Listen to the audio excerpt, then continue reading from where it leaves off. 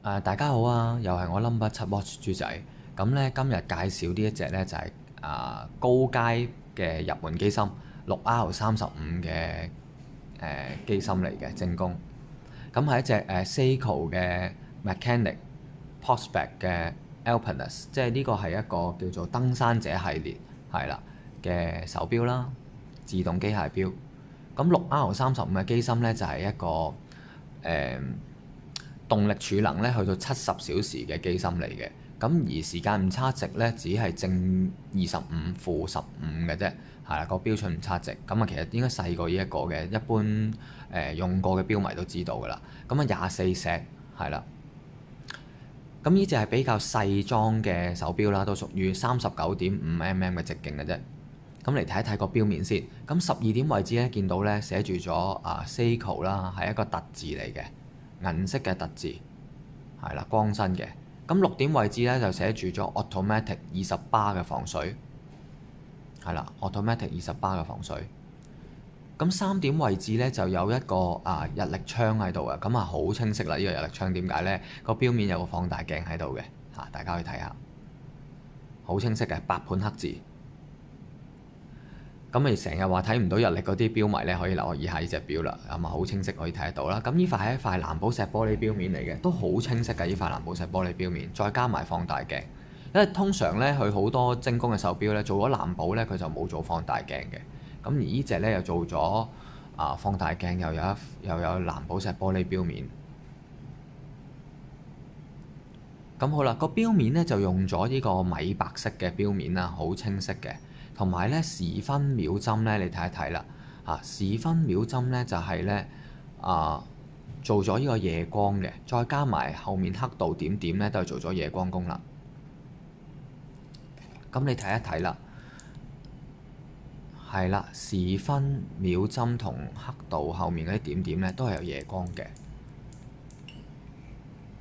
咁豬仔好欣賞呢個時分秒針，多啲細節位置咧都有做到一個好靚嘅設計啦。你見到個時針咧就係咧上半部好似一塊樹葉咁樣嘅個形狀，咁而近呢個軸心位置咧佢就做咗透窿嘅。咁跟住咧分針咧亦都係咁樣做咗3節嘅，由漸變大嘅做咗3節尖頭咁樣嘅。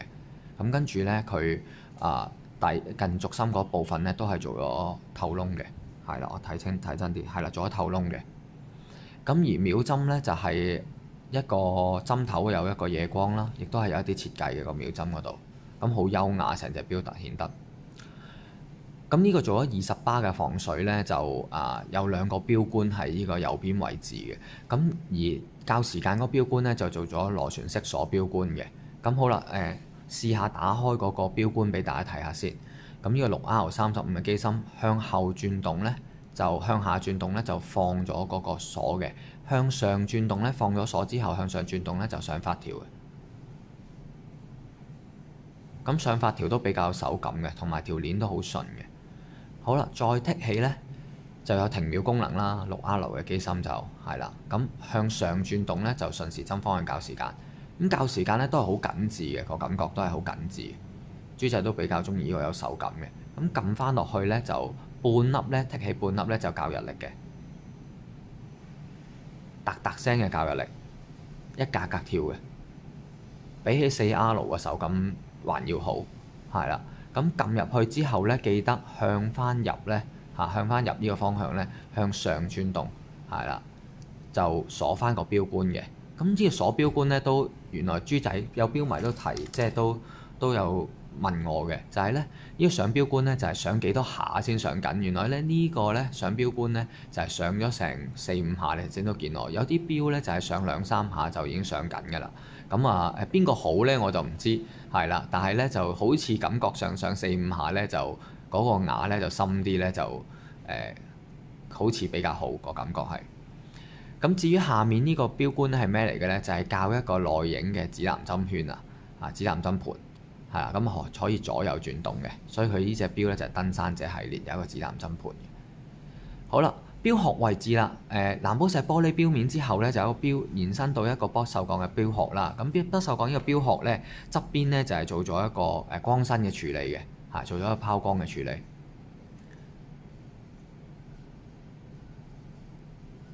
呢個光身嘅不鏽鋼錶殼呢，就打磨得都好靚。咁到錶腳位置呢，就做咗一個拉絲嘅效果啦。咁側邊呢，就係有一行係做咗光身嘅，延伸到側邊呢，第二個界面呢，都係做咗錶身嗰度都係做咗光身。咁咧摸落去咧好順滑嘅個感覺，係啦，個拋光好順滑嘅成隻錶。咁依邊就係咁樣啦，係啦，都係好順滑嘅。其實呢啲位置都好順滑嘅。好啦，佢連接住咧就係用咗一個真皮嘅皮帶啦，車線嘅皮帶。咁啊同埋咧用咗一個蝴蝶嘅錶扣，係啦。咁呢個蝴蝶嘅錶扣咧上面都有寫住呢個 Seiko 嘅字樣嘅。咁就摸落去就凹凹凸凸嘅感覺，就唔係 laser 嘅。好。另外一頭咧就係做咗一個都係一個皮帶啦，係啦，都好靚嘅條皮帶。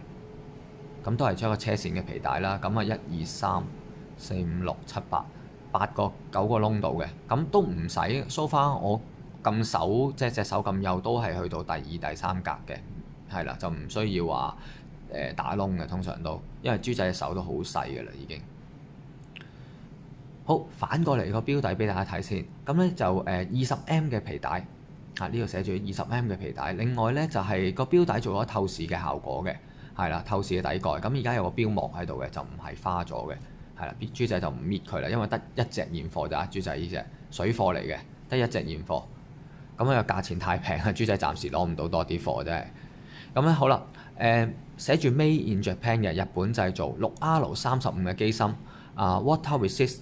20巴嘅防水 Sapphire Crystal 咁呢度咧嗰個serial number 咧就因為水貨啦，豬仔就會揾個 laser 射咗去嘅，係啦。咁如果介意嘅錶迷咧就唔好揀呢一隻，係啦。咁如果你話你係用家嘅，咁恭喜你，用家天堂呢隻係，因為個價錢超級筍嘅6R 嘅機芯。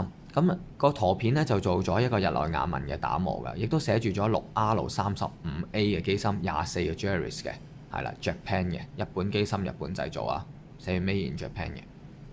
咁好啦，反翻過嚟先，咁睇一睇啦。個錶殼嘅直徑咧，就頭先片頭都講過啦，39.5mm嘅直徑。咁望落隻錶都係細隻啲嘅，係啦。咁斯文款啦，中意細錶迷，其實今年嘅趨勢都係比較細啦。中意細錶迷嘅可以考慮下呢一隻手錶啦。咁厚度咧就13.2個 mm，13.2個 mm。而生耳對生耳咧就46.4，係啦。咁成個錶殼只係39.5嘅，唔連錶冠。試戴俾大家睇下先，個感覺係點？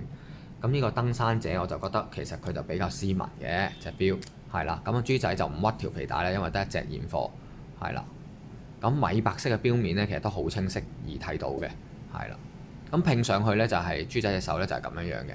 我拿高少少個三袖先，係啦。咁豬仔其實隻手咧就同呢個 M 數咧就差唔多，豬仔個 size 嘅，因為豬仔手14.8 cm 啦，咁呢隻錶殼咧就39.5，通常我最多咧都帶到41、42嘅啫，係啦。咁呢個39.5，但係拼上去豬仔隻手咧就啱啱好。咁呢隻咧建議零售價咧就5620蚊嘅，係啊。咁出面街價咧應該係4000蚊左右嘅，4400到4700蚊咁上下啦。咁呢隻錶咧就豬仔推介就當然唔使啦，呢個價大家都知嘅啦，3680水貨嚟㗎一隻日本製造嘅3680。咁有大家唔使擔心嘅，有原裝盒說明書、保用證收據1年保用嘅。咁保用方面咧，如果有問題，豬仔都係攞翻上行整嘅，豬仔會俾錢，係啦。咁所以咧你唔需要擔心嘅。咁但係你話我係收藏家就唔啱你啦，因為咧呢隻就唔係行貨。咁好啦，呢隻錶咧其實咧望落好舒服、好順眼嘅，同埋咧嗰個重量都唔重嘅，得87個 gram，係啦。咁如果有興趣嘅錶迷咧，就盡快揾我，唔好錯過，因為得一隻現貨。因為蘇州過後就冇艇搭，遲啲應該都係貴啦，即係精工好似聽聞加價啦都。咁如果中意條片嘅，俾個 like 豬仔啦。豬仔要你哋嘅支持先會有動力去揾更多好錶介紹俾大家嘅。咁同埋咧未訂閱嘅，盡快訂閱，撳埋個鐘仔，下次有新片即時通知你。咁如果你中意呢隻錶嘅，3680蚊，喺內容嘅下半部分咧有豬仔 WhatsApp 電話嘅，咁你可以 WhatsApp 豬仔或者打俾豬仔，好冇？3680 6R35嘅機芯，係啦，70動力小時儲能。咁比起出面平好多呢隻錶嚇。如果有興趣嘅，睇多次。話俾我聽你想喺佐敦店攞定荔枝角店攞，好冇？好多謝晒。